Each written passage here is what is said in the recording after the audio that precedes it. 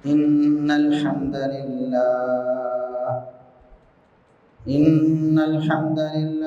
نحمده ونستعينه ونستغفره ونعوذ بالله من شرور أنفسنا ومن سيئات أعمالنا.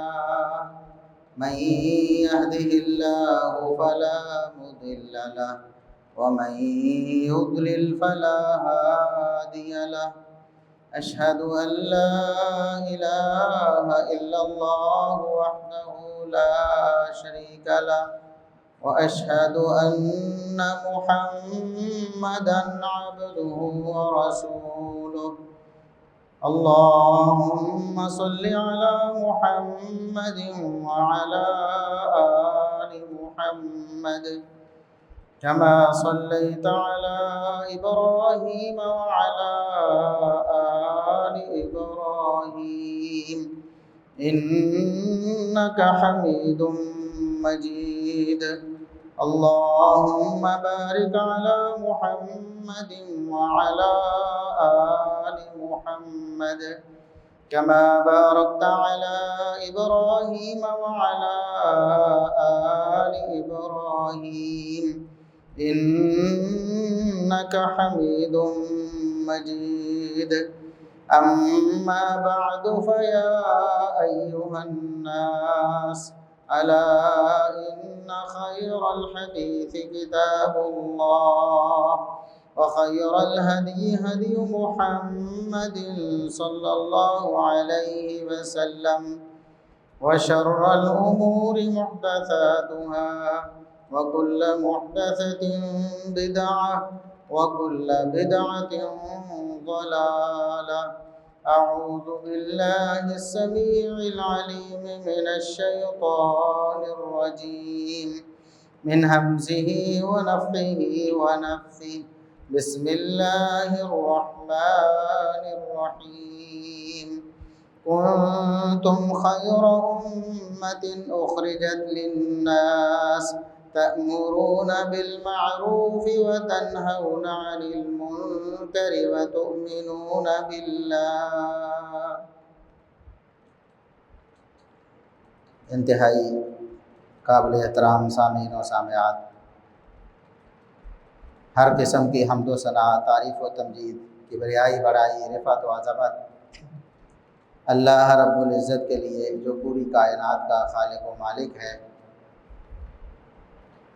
بے شمار لا تعداد بے حد و حساب درود و سلام پیغمبر آخر الزماں، محسن انسانیت، محسن کائنات جناب محمد الرسول اللہ صلی اللہ علیہ وسلم کی ذات اقدس پر آج ہمارے معاشرے میں ایک جملہ بہت زیادہ بولا جاتا ہے، زبان زد عام ہے اور اسے روشن خیالی سمجھا جاتا ہے، مہذب معاشرے کی علامت سمجھا جاتا ہے، اعتدال اور میانہ روی اس کو سمجھا جاتا ہے، رواداری خیال کیا جاتا ہے۔ وہ جملہ یہ ہے کہ اپنا مسلک چھوڑو نہ اور کسی کا مسلک چھیڑو نہ۔ دیکھیں، اگر تو بات ہو اپنے ذاتی خیالات کی، اپنے رجحانات کی، جو آپ نے اپنی سوچ اور فکر سے طے کیے ہیں، پھر تو یقیناً یہ جملہ بہت اچھا ہے کہ جو اپنے ذہن کی اختراع ہے، آپ نے خود جو بات سوچی ہے وہ آپ کسی پر تھوپ نہیں سکتے، کسی کو مجبور نہیں کر سکتے کہ وہ بھی وہی بات سوچے جو آپ سوچ رہے ہیں۔ یہاں تک تو یہ جملہ بہت اچھا ہے، لیکن اگر آپ اس جملے کو ایسے موقع پر استعمال کرتے ہیں کہ ایک شخص کتاب و سنت کی صریح خلاف ورزی کر رہا ہے، وہ اللہ رب العزت کی حدود کو پامال کر رہا ہے، وہ توحید و رسالت میں رخنا ڈال رہا ہے، وہ دین میں بدعات ایجاد کر رہا ہے، وہ اللہ اور اس کے رسول صلی اللہ علیہ وسلم کے دیے ہوئے ضابطوں کو توڑ کر اپنی طرف سے کوئی ضابطے اور قوانین بنا رہا ہے، تو پھر یہ جملہ انتہائی خطرناک ہے اور پرلے درجے کی حماقت ہے۔ دیکھیں، اگر ایک شخص کتاب و سنت کی بات کرتا ہے، اللہ اور اس کے رسول صلی اللہ علیہ وسلم کے فرامین پر چلنے کی بات کرتا ہے، اور دوسرا شخص اس کی مخالفت کرتا ہے، اس کے الٹ کرتا ہے، کتاب و سنت کی مخالفت کرتا ہے، تو پھر شریعت کی یہ تعلیم نہیں کہ آپ کسی کو چھیڑو نہیں اور اپنا چھوڑو نہیں۔ اگر آپ کتاب و سنت پر عمل پیرا ہیں تو آپ مضبوطی سے اس کو تھامے رکھیں، آپ اپنا جو مذہب ہے، مسلک ہے، جو کتاب و سنت پر مبنی ہے، اس کو بالکل نہ چھوڑیں۔ لیکن دوسرا جو شخص کتاب و سنت کی مخالفت کر رہا ہے، گناہ کی طرف جا رہا ہے، جہنم کی طرف چلا جا رہا ہے، گمراہی کی طرف جا رہا ہے، آپ نے اس کا ہاتھ پکڑنا ہے، اس کو روکنا ہے، اس کو سمجھانا ہے۔ یہ ہمارا دین ہے، یہ اللہ اور اس کے رسول صلی اللہ علیہ وسلم کا ہمیں حکم ہے۔ دنیاوی معاملات میں ہم دیکھتے ہیں کہ ہم بڑی خیر خواہی کرتے ہیں لوگوں کی، خیر خواہی کرنی بھی چاہیے۔ ہمارے معاشرے میں اللہ کا فضل ہے، بہت خیر ابھی باقی ہے۔ ایک انسان دوسرے انسان کا خیر خواہ ہے دنیاوی معاملات میں، ایک مسلمان دوسرے مسلمان کا خیر خواہ ہے، ایک محلے والا دوسرا جو اس کا محلے دار ہے اس کا خیر خواہ، ایک ہمسایہ دوسرے ہمسائے کا خیر خواہ ہے۔ اس کی مثال یوں سمجھیں کہ اگر کوئی شخص بائک لے کر نکلے اور بائک کا اس نے سٹینڈ نہ اٹھایا ہو، تو آپ دیکھیں گے اس گلی میں، راستے میں، سڑک پر اگر 20 بندے اسے دیکھتے ہیں تو تقریباً سارے ہی یا کم از کم 10 بندے تو اس کو اشارہ کر رہے ہوں گے، آوازیں دے رہے ہوں گے، وہ بھائی اپنا سٹینڈ اٹھا لو۔ اس موقع پر کوئی یہ نہیں سوچے گا بھئی ہمیں کیا مسئلہ ہے، اس کا نقصان ہونا ہے ہونے دیں، اس نے گرنا ہے، اس کا ایکسیڈنٹ ہونا ہے ہونے دیں۔ اگر کوئی شخص ایسا سوچے گا تو ہر ذی شعور اس کو برا بھلا کہے گا، اس کو تان ملامت کرے گا کہ یہ شخص بے حس ہے، اس کو کسی کی خیر خواہی نہیں، کسی کا خیال نہیں کہ ایک شخص نقصان کی طرف جا رہا ہے، اس کا نقصان ہونے والا ہے اور یہ اس کو روکتا ہی نہیں۔ لہذا ہر شخص اپنا فرض سمجھتا ہے، اس کو روک کے، اس کو آواز دے کے کہتا ہے بھائی سٹینڈ اٹھا لے۔ کوئی خاتون کسی کے بائک پہ پیچھے بیٹھی ہوئی ہے، اس کا دوپٹہ، اس کا برقع اگر وہ اس کے ٹائر میں پھنسنے کا خدشہ ہو، اس کے چین میں جانے کا خدشہ ہو، تو تب بھی ہم آوازیں دیتے ہیں بھائی یہ اپنا جو ہے نا وہ کپڑا سیدھا کریں، کہیں نقصان نہ ہو جائے، آپ کا ایکسیڈنٹ نہ ہو جائے۔ تو یہ خیر خواہی ہر مسلمان سمجھتا ہے کہ کرنی چاہیے، اور یقیناً یہی اسلام کی تعلیم۔ لیکن یقین جانیں اس سے بہت بڑھ کر ہمارے لیے فرض ہے وہ خیر خواہی جو آخرت کے حوالے سے۔ ہمارا بھائی، ہمارا محلے دار، ہمارا رشتہ دار، حتیٰ کہ ہمارا شہر والا، حتیٰ کہ کوئی انسان جس کو ہم جانتے تک نہیں، وہ اگر راستے میں کہیں جا رہا ہے اور اسے نقصان کا خدشہ ہے تو آپ پر یہ فرض ہے کہ آپ روک کر اس کو کہیں کہ بھائی نقصان سے بچ جاؤ، آپ غلط راستے پہ جا۔ اگر راستہ آگے بند ہے یا آگے پل ٹوٹا ہوا ہے یا آگے ٹریفک جیم ہے تو ہر شخص ہاتھ دے دے کر کہتا ہے بھائی راستہ بند ہے، آپ یہیں سے واپس آگے پھنس جائیں۔ لیکن اس سے بہت زیادہ ضروری یہ ہے کہ اگر آخرت کے حوالے سے کوئی شخص نقصان میں جا رہا ہے تو مسلمان اس کی خیر خواہی کرے، اس کو روکے، اس کو ٹوکے، اس کو سمجھائے بھائی یہ غلط راستہ ہے، آپ غلط راستے پہ جا رہے ہیں۔ دیکھیں اللہ کے قرآن نے ہمیں یہ راستہ بتایا ہے، محمد الرسول اللہ صلی اللہ علیہ وسلم کا یہ فرمان ہے، آپ اپنا نظریہ درست کریں، آپ اپنی سوچ درست کریں، آپ اپنا عقیدہ درست کریں، آپ اپنا عمل درست کریں۔ یہ دنیاوی خیر خواہی سے بڑھ کر یہ خیر خواہی فرض ہے ہم پر۔ اور اللہ رب العزت نے قرآن کریم میں ارشاد فرمایا کنتم خیر امۃ اخرجت للناس، محمد الرسول اللہ صلی اللہ علیہ وسلم کے جو کلمہ گو ہیں، آپ پر ایمان لانے والے ہیں، بہترین امت ہیں، بہترین، سب امتوں میں سے بہترین امت، سب سے خیر والی امت، سب سے اچھی امت محمد الرسول اللہ صلی اللہ علیہ وسلم کی امت ہے۔ کیوں؟ تأمرون بالمعروف وتنہون عن المنکر وتؤمنون باللہ۔ کیوں بہترین امت ہیں ہم؟ اگر ہم یہ کام کرتے ہیں تو اس کا مطلب ہے ہم واقعی بہترین امت کہلانے کے مصداق ہیں۔ اس قابل ہیں، مستحق ہیں کہ ہم بہترین امت کہلائے جائیں۔ اور اگر ہم یہ کام نہیں کر رہے تو اس کا مطلب یہ ہے کہ ہم اس بہترین امت سے اپنے آپ کو نکالے ہوئے ہیں جس کو اللہ رب العزت نے بہترین قرار دیا۔ اللہ نے فرمایا تم بہترین امت ہو، تمہیں اللہ نے پیدا ہی دوسرے لوگوں کی خیر خواہی کے لیے کیا ہے، دوسرے لوگوں کی رہنمائی کے لیے تمہیں پیدا کیا ہے۔ تأمرون بالمعروف، تم ہمیشہ خیر کا حکم دیتے ہو، نیکی کا حکم دیتے ہو، جو نیکی آپ کو معلوم ہے پہلے اس پر عمل کرتے ہو، پھر دوسروں کو بھی اس کا حکم دیتے ہو۔ وَتَنْهَوْنَ عَنِ الْمُنْكَرِ، اور برائی سے تم منع کرتے ہو۔ کوئی بھی برائی ہے کسی کے عقیدے میں، کسی کے عمل میں، کسی کی سوچ فکر میں، آپ اس کو روکتے ہیں، آپ اس کو منع کرتے ہیں، بھائی یہ خرابی ہے، یہ گناہ ہے، آپ اس سے بچیں۔ گناہ کا کام کوئی عقیدے کے حوالے سے کسی اللہ نہ کرے شرک میں مبتلا ہے، اس کے سوچ فکر میں شرک موجود ہے، وہ اللہ کے ساتھ کسی کو شریک ٹھہراتا ہے اللہ کی ذات میں یا صفات میں، ہمارا فرض ہے کہ ہم اس کو روکیں، اس کو سمجھائیں، اس کو ٹوکیں، یہ اس کی خیر خواہی ہے۔ جس طرح دنیا کے معاملے میں آپ دوڑ لگا کے بھی کسی کو نقصان سے بچا سکتے ہیں تو بچاتے ہیں، ہمارے ہاں ایسے لوگوں کو ہیرو قرار دیا جاتا ہے۔ فلاں جگہ آگ لگی تھی، کسی نے اپنی جان خطرے میں ڈال کے لوگوں کو آگ سے بچا لیا۔ فلاں جو ہے وہ گاڑی کے نیچے آنے لگا تھا، کسی نے بھاگ کر اپنی جان خطرے میں ڈال کر اس کو بچا لیا۔ ہمارے لیے وہ ہیرو ہے، یقیناً وہ ہیرو ہے، لیکن اس سے بڑا ہیرو وہ ہے جو اپنے مفادات کی پرواہ کیے بغیر، اپنے مال اپنی جان کی پرواہ کیے بغیر لوگوں کو جہنم کے راستے سے بچاتا ہے۔ اور رسول اللہ صلی اللہ علیہ وسلم فرماتے ہیں میری مثال ایسے شخص کی طرح ہے جو لوگوں کو روکتا ہے۔ کیسے؟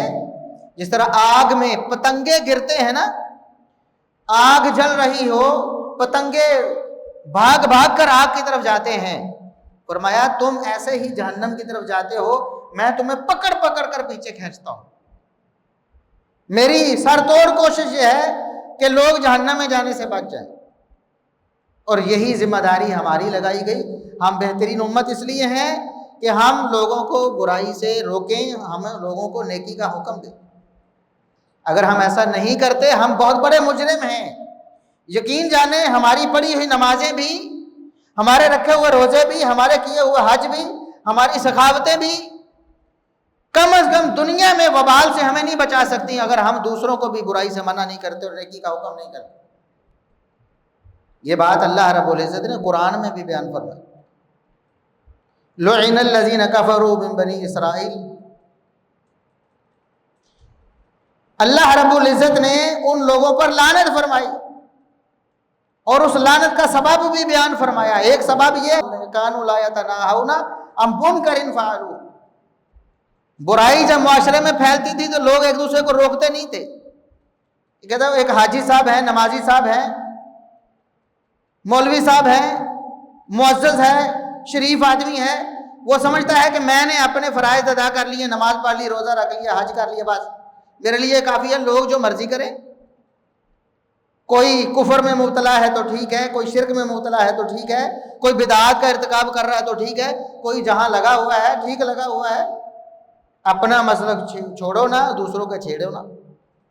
یہ جملہ دینی حوالے سے، کتاب و سنت کے حوالے سے اس کی مخالفت جب ہو رہی ہو تو یہ جملہ بہت خطرناک، یہ دنیا میں بھی اللہ کے عذاب کا سبب بنے گا اگر ہم نے ایسا سوچ لیا۔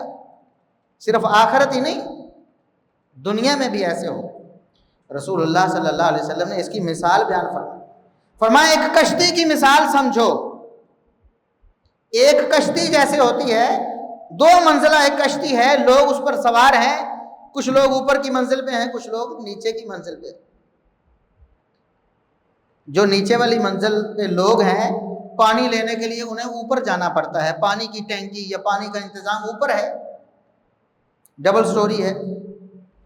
اب وہ سمجھتے ہیں کہ ہمیں بار بار اوپر جانا پڑتا ہے، جا کے اوپر سے ہم پانی لاتے ہیں، تو کیوں نہ ہم یہاں ہی نیچے سوراخ کر لیں، پانی تو نیچے ہمارے پاؤں کے نیچے موجود ہے، تو ہم کشتی میں سوراخ کریں، یہیں سے پانی حاصل کریں۔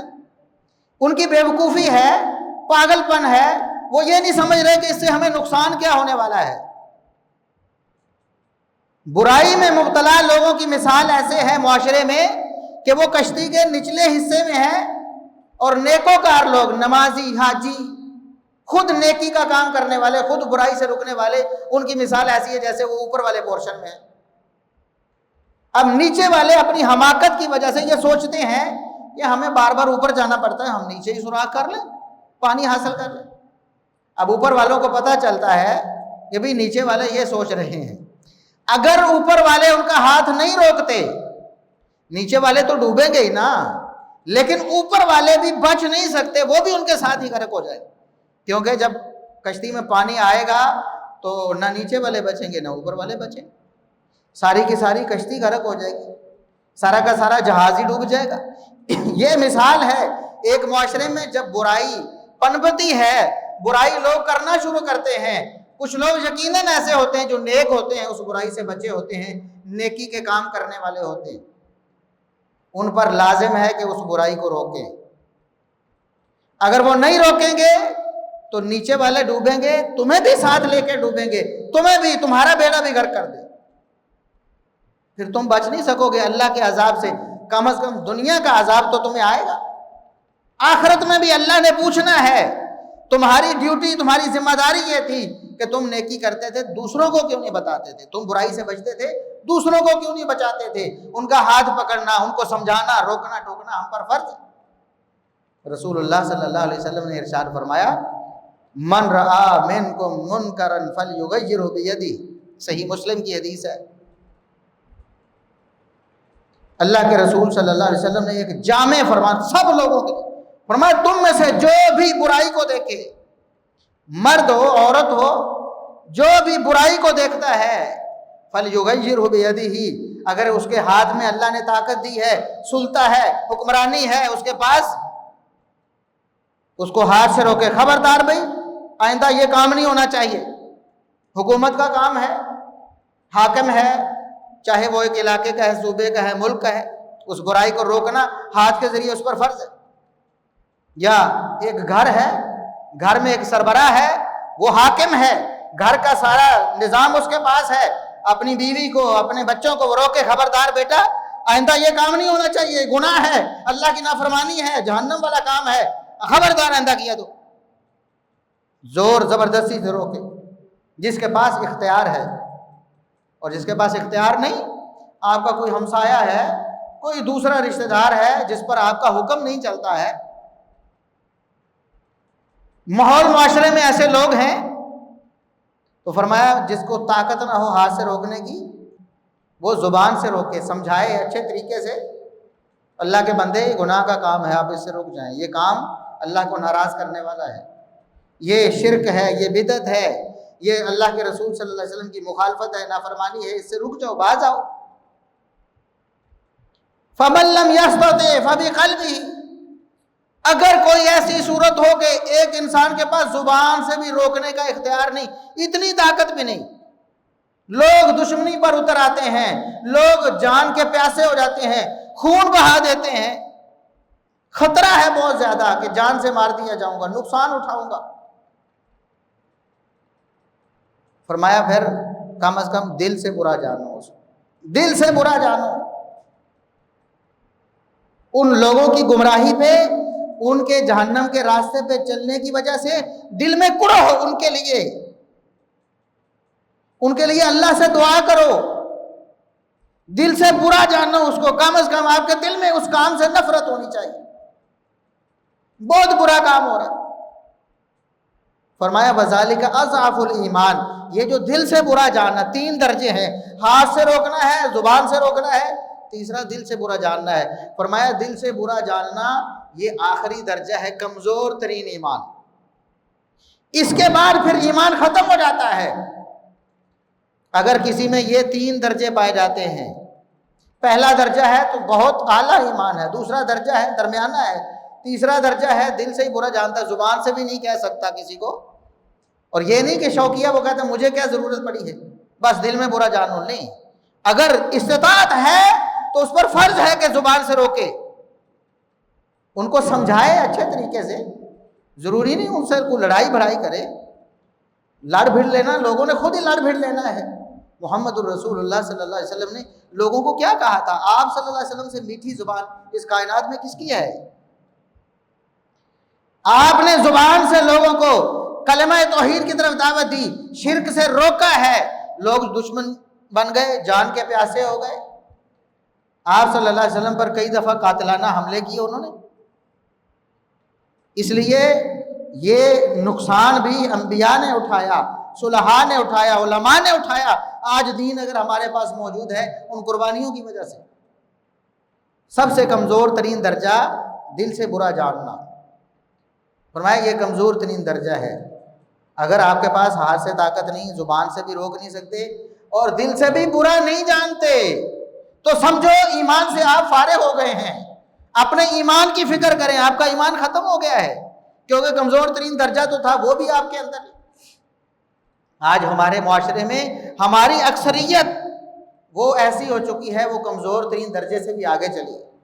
کتنی برائیاں ایسی، کتنی خرابیاں ایسی ہمارے معاشرے میں، اللہ اس کے رسول صلی اللہ علیہ وسلم کی نافرمانیاں ہیں، ہم دیکھتے ہیں، نہ ہاتھ سے روکتے نہ زبان سے، اب دل سے بھی ان کی برائی جاتی رہی، نارملائز کر دیا گیا انہیں، ان خرابیوں کو، ان برائیوں کو ہمارے معاشرے میں بالکل ایک نارمل حیثیت دے دی گئی ہے، ہم دیکھ کے ان کو برا بھی نہیں سمجھتے۔ اس کا مطلب ہے ہمیں اپنے ایمان کی فکر کرنی۔ اللہ رب العزت نے ہمیں ذمہ دار بنا، ہر ایک ہم میں سے ذمہ دار۔ ہم تو حکمرانوں کو کوستے ہیں نا، وزیر اعظم کو چاہیے یہ کرے، وزیر اعلیٰ کو یہ چاہیے کرے، فلاں گورنر کو یہ چاہیے، فلاں ایم پی ایم این اے کو چاہیے، ان کی بھی ذمہ داری ہے، بہت بڑی ذمہ داری۔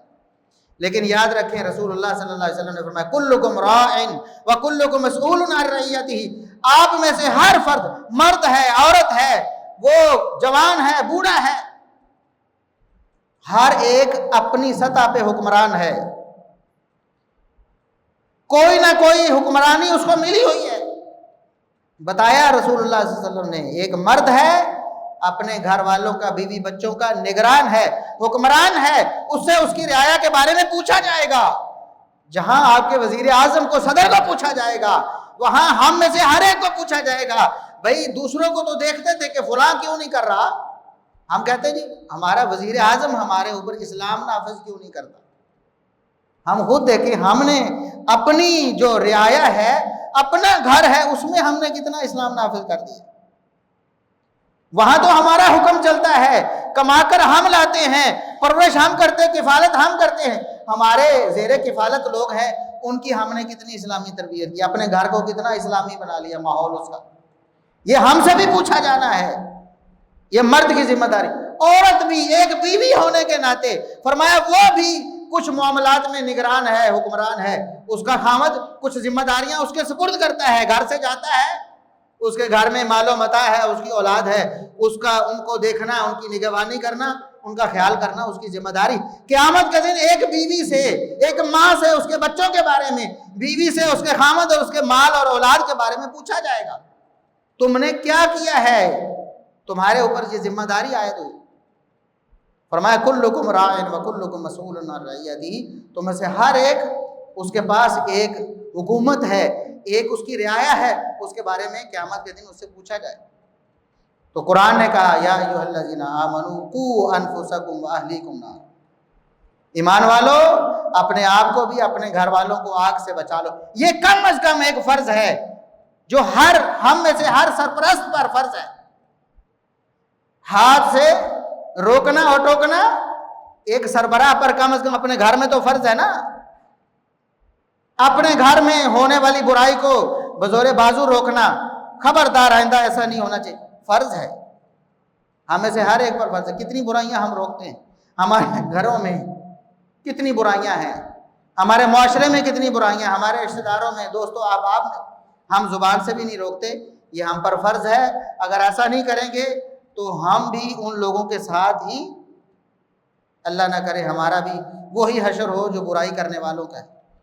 کیونکہ آخر کار اللہ رب العزت نے جو فرمایا اور محمد الرسول اللہ صلی اللہ علیہ وسلم نے جو بتایا ہے، نتیجہ یہی ہونے والا ہے۔ اگر ہم برائی سے نہیں روکیں گے، برائی کرنے والوں کی طرح ہمارا بیڑا بگڑ گا۔ اللہ سے دعا ہے کہ اللہ رب العزت ہمیں اپنی ذمہ داری نبھانے کی توفیق عطا فرمائے، جہاں بھی برائی کو دیکھیں اس کو روکیں. کم از کم زبان اللہ نے دی ہے.